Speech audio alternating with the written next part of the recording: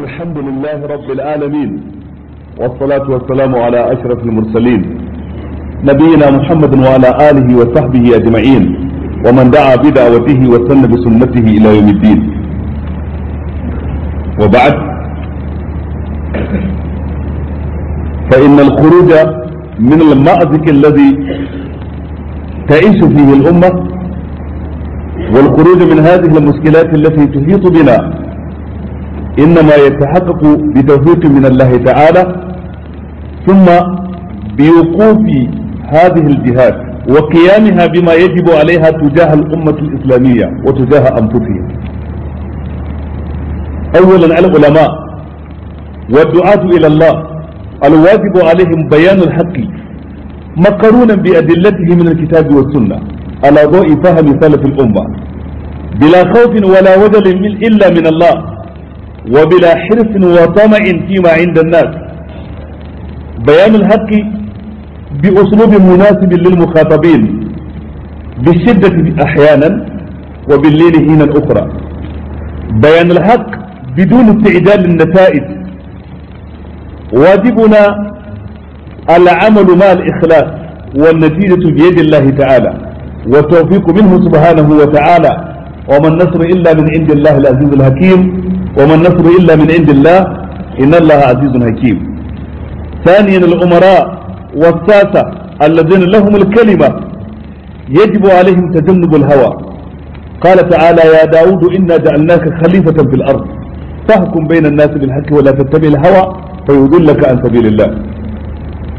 ويجب عليهم العدل والاستشعار بالمسؤولية والسهر من أجل سعادة شعوبهم والدفاع عن قضاياهم، فإن الله تعالى سائلهم أما استرعاهم يوم القيامة. وبصلاح هذين الصنفين من الناس تصلح الأمة بأكملها، وبفسادهما تفسد الأمة بأكملها. نسأل الله العفو والعافية.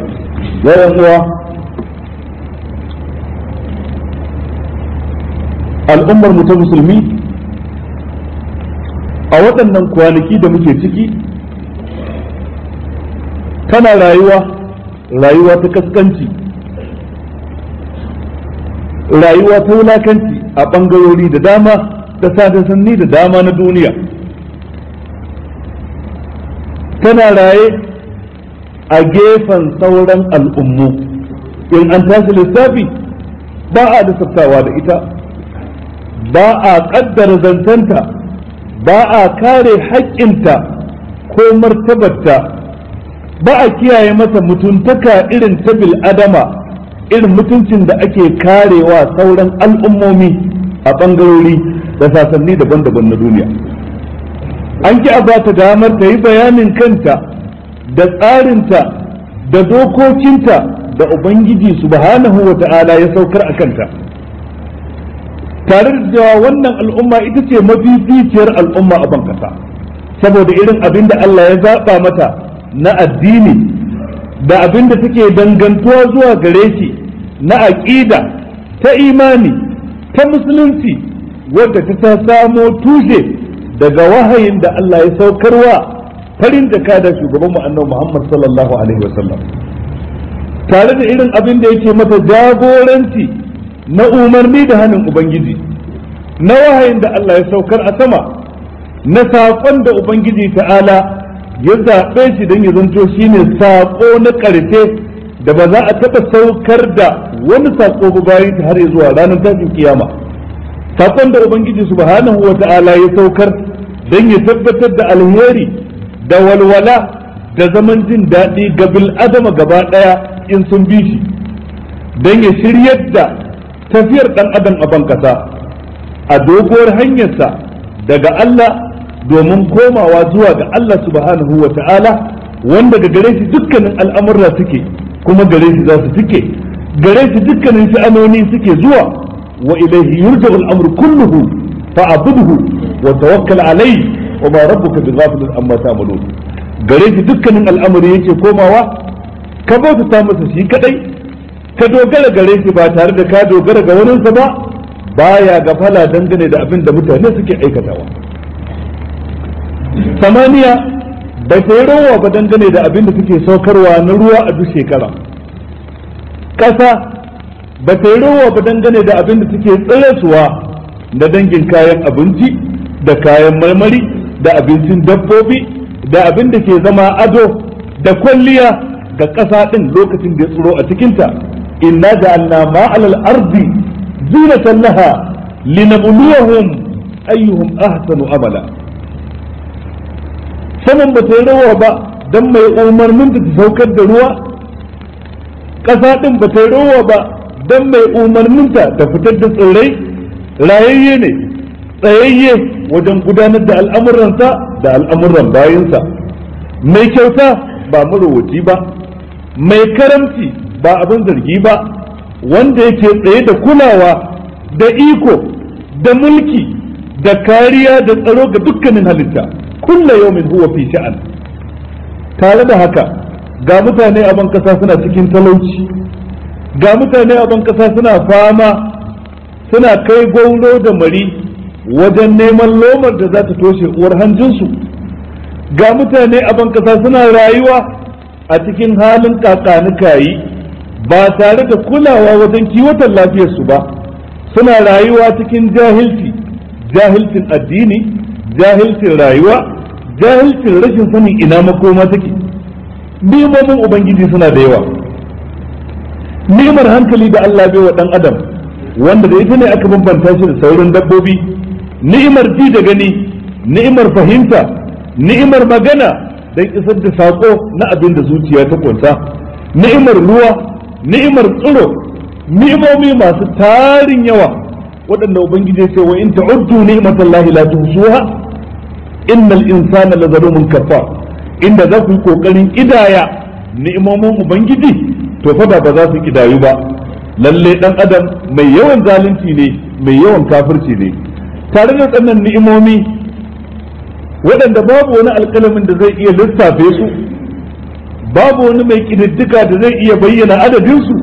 amma mutane na raye cikin talauci, suna raye cikin wahala,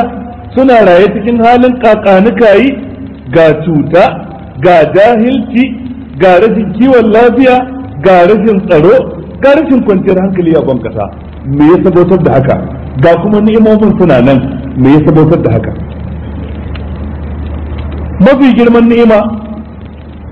mafi bunƙasar ni'ima, mafi zama ƙoli a cikin ni'imomin ubangiji ita ce ni'imar musulunci, ni'imar imani wadda Allah ya cika ta a gare mu, ya kuma labarta mana cewa ya cika ta din. Yace al-yawma akmaltu lakum dinakum wa atmamtu alaykum ni'mati wa raditu lakum al-islam dinan. A yau na cika muku addinin ku gare ku, na cika ni'imata a gare ku, na yarda muku da musulunci ya zanto shine addinin ku. Ita ce ɗayar ni'imar da take faranta rai, ta haskaka zukata, ta kore duhun da ke cikin zukata na jahilci da maguzanci da ha'inci da girman kai da nunkufarci da dukan wani mugun kulli a cikin zuci. Ita ce ɗayar ni'imar da take tabbatar da kwanciyar hankali da walwala da rayuwa mai inganci ga ɗan adam, rayuwa ta kwanciyar hankali. Ita ce ni'imar da take bai wa ɗan adam hutun zuci da walwalar zuci, ko da ya zanto mai ƙarancin dukiya, ko da ya zanto ba ya da haja, ko da ba ya da iyali, ko da ba ya da 'ya'ya, za ka samu yana raye cikin kwanciyar hankali da hutun zuci da walwala, tare da cewa ga wani wanda ba shi ba ma'abucin miliyoyi yana raye cikin kaskanci, yana raye cikin rashin hutun zuci, yana raye cikin bakin ciki da damuwa da yawan wasuwasi, ba dan komai ba sai dan saboda baya da imani, sai dan saboda bai amuntu da abin da ke hannun Allah ba, ya fi amuntuwa da abin da ke hannunsa, sai dan saboda bai yadda ba dokokin Allah da umarnin manzon Allah su sa yayi ko ya bari, su sa ya ce ko ya aikata. Ni'imar musulunci ce kadai ni'imar da idan ta samu za ta sa a amfana da sauran ni'imomin da muka ambata a baya, ni'imar ji, ni'imar gani, ni'imar ruwan sama, ni'imar tsirrai, ni'imar arziki, ya'ya, dukiya da sauran dukkan waɗansu ni'imomi, matukar babu ni'imar musulunci ba yadda za a yi a more su, ba yadda za a yi a ci gajiyar su, babu yadda za a yi masu zamewa dan adam ni'ima. Lokaci guda sukan zame masa azaba, su zame masa musiba, su zame masa wahala. Shekaru 100 da suka wuce a baya ko shekaru 200 da suka wuce a baya, inda za ka taso waɗanda suka mutu a wannan lokaci sun rayu rayuwar da ba ruwan famfo, rayuwar da ba wutan lantarki, amma cikin jin daɗi da kwanciyar hankali. Dan adam ɗin da ke rayu yanzu yana rayuwa karkashin ruwan famfo, karkashin hasken wutan lantarki. Daga lokacin da ruwan ya yanke, daga lokacin da wutan lantarkin ta yanke, sai wannan ni'imar ta zama azaba, dan ya saba da ita, ba kuma zai iya saisaita rayuwarta ya koma a baya ba. Me ya kawo yankewarta? Me ya kawo yankewar ruwan? Me ya kawo yankewar kula da kiwon lafiya a asibitoci? Me ya kawo waɗannan? Sabubba ne masu tarin yawa, ni'imomi ne wanda in sun samu ni'ima sai ta duniya, in kuma an saba da su aka janye sai su zama azaba. To daga cikin abin da ke haifar da kawar da su bayan sun samu, yankewar babban ni'ima daga cikin zukatan mutane, ita ce ni'ima ta musulunci, ni'ima ta imani, wadda ita take lamunce wanzuwar sauran ni'imomin da ba ita ba. Idan mutane suka rayu a ƙarƙashin dokokin Allah da wahayin Allah, cikin abin da za su yi ko su bari, cikin abin da za su ce ko su aikata, idan al'umma suka zaɓi ƙayyaduwa bin diddigin tsare-tsaren Ubangiji a rayuwarsu ta ɗaiɗaiku ko a tare da juna, a rayuwarsu ta kasancewarsu maza ko mata, shugabanni ko waɗanda ake shugabanta, rayuwarsu za ta yi daɗi, za su samu kwanciyar hankali, za su samu walwala, kuma Ubangiji zai sanya albarka a cikin rayuwarsu. Dan kaɗan sai ya ishe su, kaɗan ɗin dukiya ta wadace su, kaɗan ɗin tufafi ya wadace su, kaɗan ɗin kaɗan daga cikin dukkan wani dangin kayan bukata sai ya bukace su, domin kaɗan ne mai albarka ya fi mai yawa mara albarka. A yanzu akwai shi da yawa a hannun mutane, dukiya da yawa, gidaje da yawa, motoci da yawa, ababen hawa da yawa, dukkan wani abin da ɗan adam ke rayuwa da shi da yawa. Talakan talau yana da sabbin kaya guda 4 ko 5, wani ma 10, wani kasa da haka ko sama da haka da kaɗan, yayin da na da za ka samu set ɗaya idan ya yi wanki to a rannan ba zai fita ba, don baya da abin da zai sa har sai sun bushe ya kuma sawa ya fita. Amma rayuwar wannan mai set 10 ta zama cikin kaskanci da wulakanci sama da rayuwar mai set ɗaya a lokacin da ya wuce a baya, saboda wancan yana da ɗan kaɗan mai albarka, wannan ko yana da mai yawa mara albarka. Bakin zaren da al'umma ba su gano ba kenan, kowa ne ma yake ya samu kuɗi masu yawa, gidaje masu yawa, fulote masu yawa, motoci masu yawa, komai mai yawa, amma bai damu da albarkar da ke ciki ba. Shi kuma Allah sai ya bamu mai yawan, amma sai ya zare albarkar da ke ciki, yawan sai ya zame mana musiba, ya zame mana wahala, ni'imar sai ta rikide ta jirkice ta zame mana musiba, ba dan komai ba sai dan rashin cikakken imani da Allah da komawa umarnin Allah. Ubangiji ta'ala ce walau anna ahlal qura amanu wattaqaw lafatahna alaihim barakatun minas sama'i wal ard walakin kazzabu fa akhadnahum bima kanu yaktubun. al-imam ibn kathir yace fadin Allah walau anna ahlal qura amanu, inda a ce ma'abuta alqaryu za su yi imani, yace abin nufi amanat qulubuhum, zukatansu su samu lafiyayyen imani game da Allah, bima da'at bihi rusul, su samu lafiyayyen imani game da abinda manzanni suka zo da shi, wa saddaka bihi, su gaskata da shi, wattaba'uhu, su bi abinda Allah ce da abinda manzan Allah ce, wattaqau, kuma su kiyaye dokokin Allah bi fi'l sa'at, ta hanyar aikata aikin da'a, wa tarkil muharramat, da barin aikata haramun. Inda sun yi haka la fatahna alaihim barakatun minas sama'i wal ard, da mun bude musu albarkatun sama da albarkatun kasa. Albarkatun sama yace kamar ruwa, albarkatun kasa yace kamar tsirrai da ke fitowa da sauran dukkan abin da za a amfana da shi. Walakin kazzabu fa akhadnahum bima kanu yaktubun, amma mutane karyata Allah suka yi, karyata manzanni suka yi, kaucewa dokokin su suka yi, sun aminta da abin da ke wurin su sama da abin da ke wurin Allah. Fa akhadnahum bima kanu yaktubun, sai muka danke su da irin abin da suka aikata, muka yi musu uquba ta hanyar halakar da su a sakamakon ayyukan sako da zakke ma dangin al'amura na haramun. Daga nan ya ƴan uwa sai mu gane cewa ashe da yawa daga cikin matsalolinmu wanda kullum karuwa suke ba raguwa suke ba, babban sababin da ya haifar da su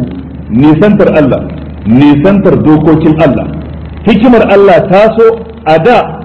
al'ummar da duk suka yi masa tawaye, suka yi masa bore,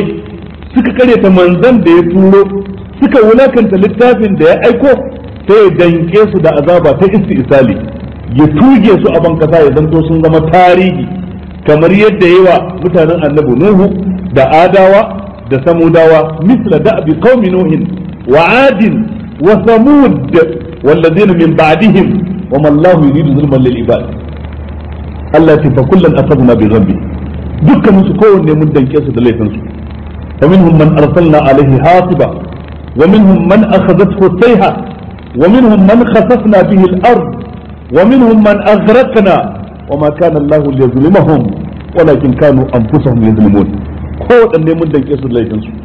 Daga cikin su akwai wanda muka aiko musu da iska guguwa mai karfi ta rinka daukan su tana jefarwa, aka halakar da su. Daga cikin su akwai wanda tsawa aka yi suka faɗi suka mutu. Daga cikin su akwai wanda aka halakar da ruwa. Daga cikin su akwai wanda aka dulmiyar. Daga cikin su akwai wanda aka yi wa kaza da kaza. Allah ce wa ma kana Allahu liyazlimahum, da dai ubangiji bai musu azab, bai zalunce su ba, walakin kanu anfusahum yazlimun. Wannan shine abin da ya shafi al'ummar da suka wuce a baya a tarihi. Amma al'ummar yanzu ta annabi Muhammad sallallahu alaihi wa sallam, wanda aka turo musu annabin karshe, aka saukar musu da littafin karshe, manzon Allah ya riga ya yi mata addu'a kar a yi wa wannan al'umma azaba irin ta Adawa ko Samudawa ko ta Iramawa ko ta wadda aka yi wa Fir'auna da sauran waɗanda suka wuce a baya a tarihi. Azaba ta narkar da su gaba ɗaya, ta hallakar da su gaba ɗaya, ta dammara su gaba ɗaya. Manzon Allah ya ce kar a yi irin wannan azabar, ubangiji kuma ya ansa masa. Amma wannan bai hana ubangiji ta'ala ya yi musu azaba irin wanda ya ta dace da su ba. A wani wurin girgizar ƙasa, a wani wurin ambaliyar ruwa, a wani wurin guguwar iska, a wani lokacin gobarar daji, a wani lokaci gobara ta cikin gari, a wani lokaci haɗurran jirgin sama, dulmiyewar manya-manyan jiragen ruwa ɗauke da kaya, sauran musibu kala-kala, cutuka daban-daban, tarin fuka, kwalara da sauran matsaloli, sankarau, shan inna, cutar sas, zazzabi mai matukar zafi wanda yake kama huhu ya aika ɗan adam lahira ba tare da ya shirya ba,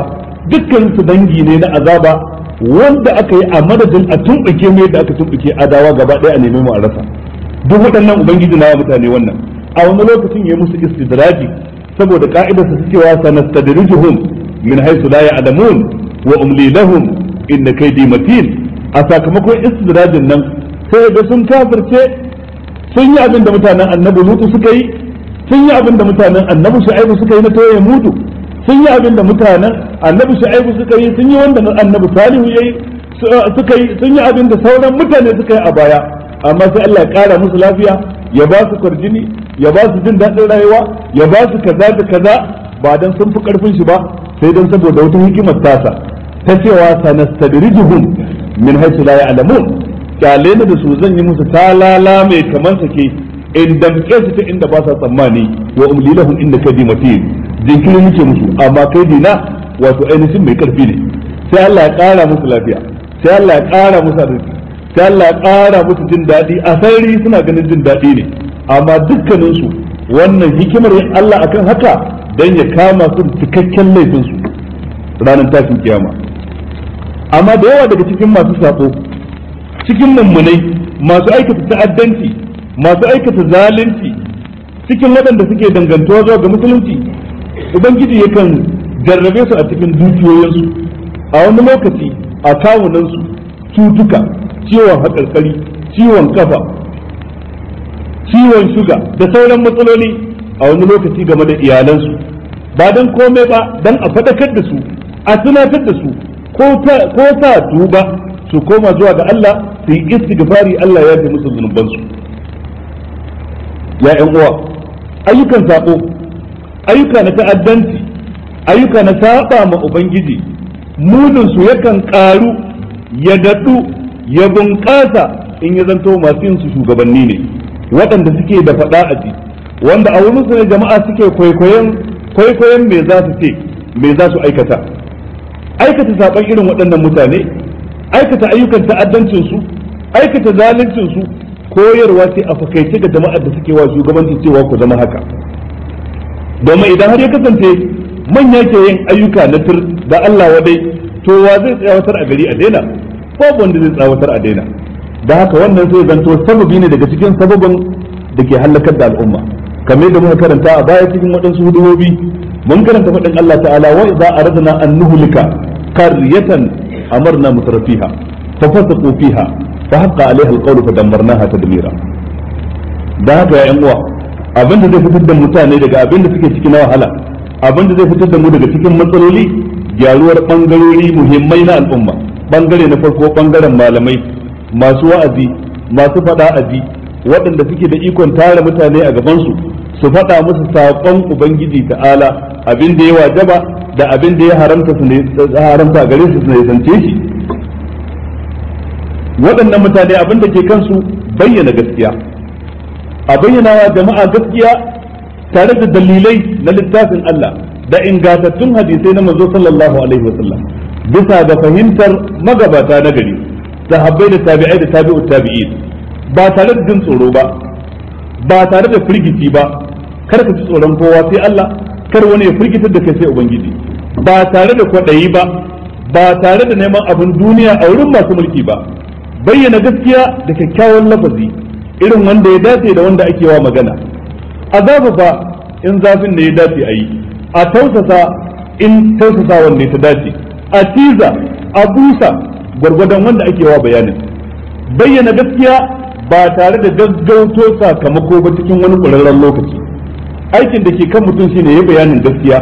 ya faɗakar da gaskiya amma yaushe za a karɓa yaushe nasara za ta tabbata wannan ba a hannun ka bai ke kai dan adam a hannun ubangiji ta'ala yake wa man nasru illa min indillah inna allaha azizun hakim wa man nasru illa min indillahi al-azizul hakim bangare na biyu na al'umma sarakuna da shugabanni iyayen jama'a abin da yake wajibi a kansu nesantar son zuciya abin da yake wajibi a kansu adalci abin da yake wajibi a kansu wakiltar al'ummarsu cikin duk abin da za su ce a fili ko a ɓoye cikin duk abin da za su aikata a sarari ko a bayyane ya zanto al'ummarsu suka wakilta ba kawunansu ba hana idan su barci domin kwanciyar hankalin al'ummominsu da jama'arsu da suke wa shugabanci kare muradu da bukatun al'ummarsu ta fuskar shugabanci bukatun al'ummarsu ta fuskar ilimi bukatun al'ummarsu ta hanyar tattalin arzikin kasa bukatun al'ummarsu a addinance a rayuwa wajibi ne a gare su ya zanto wannan shine aikin su kullum tunaninsu hana idan su barci kan abin da zai zame wa al'ummarsu alheri ne domin mutuncinsu shine mutuncin al'ummarsu idan al'ummar ba ta da mutunci to kuma kai ne shugaban mara mutunci ya za ka samu mutunci amma idan al'umma tana da kima tana da daraja akan saurare ta akan rangwama mata akan kare haƙoƙinta al'umma sai madaukakiya kai kuma sai ka zanto shugabanta kaga ɗaukakar al'ummar ta shafe ka kaskancin al'ummar dole ya shafe ka wannan shine wajibi akan shugabanninmu sarakunanmu dukkan wani mai faɗa aji a cikinmu su sani cewa manzon Allah ya ce fa inna Allah sa'ilun amma sar'ahum ubangiji ta'ala zai tambaye su sa'iluhum amma sar'ahum zai tambaye su dangane da waɗanda aka ba su shugabancin su waɗanda aka ba su kiwon su kamar yadda hadisi ya nuna cikin sahih bukhari idan waɗannan bangarorin al'umma guda biyu sun gyaru al'umma sun gyaru idan suka lalace ko shakka babu alama ce ta lalacewar al'umma da rushewarta saboda haka wajibi ne kowane ɗaya da ya samu kansa a cikin wannan ɗaya daga cikin bangarorin nan ya sauke wajibin da ke kansa ya tsaya ma gaskiya tsakaninsu da Allah kar ya ji tsoron kowa sai Allah kar ya nemi ɗaukaka da buwaya a wurin kowa sai Allah man kana yuridu al-izza falillahi al-izzatu jami'a walillahi al-izzatu wa lirasulihi wa lilmu'minin walakin al-munafiqina la ya'lamun اللهم هيئ لنا من أمرنا رشدا اللهم هيئ لنا من أمرنا رشدا اللهم هيئ لنا من أمرنا رشدا اللهم أعز الإسلام والمسلمين وأذل الشرك والمشركين ودمر أعداء الدين وانصر عبادك الموحدين ya ubangiji ka kare azzalumai ya Allah ka kaskantar da su ya Allah ka wulakantar da su ya ubangiji ka karya su ya ubangiji ka karya su ka mayar musu da bakar aniyar su duk mai neman al'umma da mugun kaidi ubangiji kamar masa da kaidinsa duk mai neman zalunta al'umma ya ubangiji mayar masa da bakar aniyarsa ya ubangiji ka kare wannan al'umma taka ya ubangiji ka saukar mana da ruwa mai amfani ka ba mu damana mai albarka da kaka mai albarka marasa lafiyar mu ubangiji ka warkar da su masu lafiyar mu Allah ka sanya albarka a cikin lafiyar su ma'aikatan mu da yan kasuwan mu da dukkan wani mai sana'ar mu Allah ka sa masa albarka cikin abin da yake yi game da iyalin mu ubangiji ka ba mu ikon tarbiyyantar da su ka kare mu da su daga fitintunun zamani ka kare mu da su daga fitintunun zamani Allahumma anzil alaina al-ghaytha wa la taj'alna min al-qanitin Allahumma anzil alaina al-ghaytha wa la taj'alna min al-qanitin Allahumma anzil alaina al-ghaytha wa la taj'alna min al-qanitin اللهم أنزل علينا الغيث ولا تجعلنا من القانطين اللهم أغثنا اللهم أغثنا اللهم أغثنا وصلى اللهم وسلم وبارك على نبينا محمد وعلى آله وصحبه أجمعين وقوموا إلى صلاتكم.